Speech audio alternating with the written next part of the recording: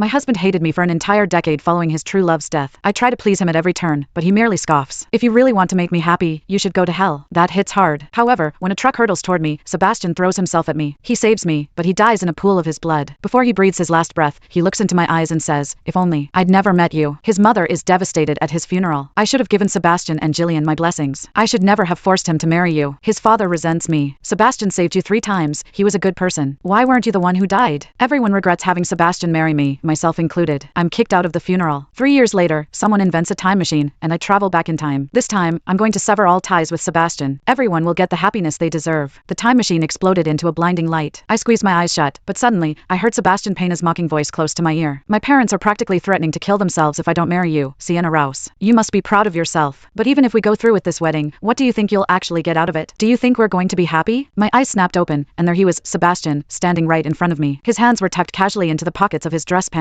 Despite his lazy posture, the mockery flashing in his eyes was impossible to miss. The Sebastian I knew in the future was poised and dignified, but the boy in front of me still carried the careless, untamed energy of youth, a look I hadn't seen in what felt like forever. My nose stung with emotion. The time machine had worked. I was back in the past, but something had gone wrong. It hadn't taken me to the moment we first met. Instead, I was standing at the spot from 13 years ago, on the day Sebastian and I were about to get married. At least it wasn't too late to change things. I swallowed the lump rising in my throat and stared at him greedily, trying to soak in every detail. "Sebastian, you don't want to marry me because the person you really love is Jillian Brown, right?" Maybe I hit a nerve. His body stiffened for a split second before he looked at me coldly and said, "Yeah, but so what? We're already standing outside the city hall. Do you think there's still a way to back out?" I nodded honestly. "There is." Sebastian let out a cold laugh. "I don't have time for your mind games. Just sign the papers, get the marriage certificate, and be done with it. I'll be waiting outside." Watching him walk away, I felt like I was being stabbed with 1,000 needles. In both my past and present lives, I had loved Sebastian for many years. He had risked everything to save me twice, and I had foolishly believed it meant he had feelings for me too. Even Sebastian's parents had encouraged me. "Sebastian's got a soft heart but a sharp tongue. If he didn't love you, why would he risk his life for you twice?" they had said. I had believed them and happily married him. It wasn't until his first love died that I realized I was never the one he loved. The crushing words he said before he died, that he wished he had never met me, broke me completely. My 10 years of love had been 10 years of torment for him. Before I turned the dial on the time machine, someone had warned me. Only by fulfilling Sebastian's 3 greatest regrets could I break the toxic bond between us. If I succeeded, he would no longer die because of me at 30. After that, we could finally live the peaceful lives we both deserved. I lowered my head and wrote down Jillian's name on the marriage license application instead of mine. I remembered clearly what Sebastian had once written in his journal, the 3 regrets that haunted him. Regretting marrying Sienna, regretting not standing up to his parents, regretting not saving Jillian. Today, at least, I had helped him fix the first one. Holding 2 copies of the marriage certificate, I walked out the door. Sebastian was waiting for me just outside. Without thinking, he reached for the papers in my hands, flipping one open to look. But I quickly grabbed his hand, stopping him. I gave Sebastian a gentle smile. "Sebastian, check it tomorrow."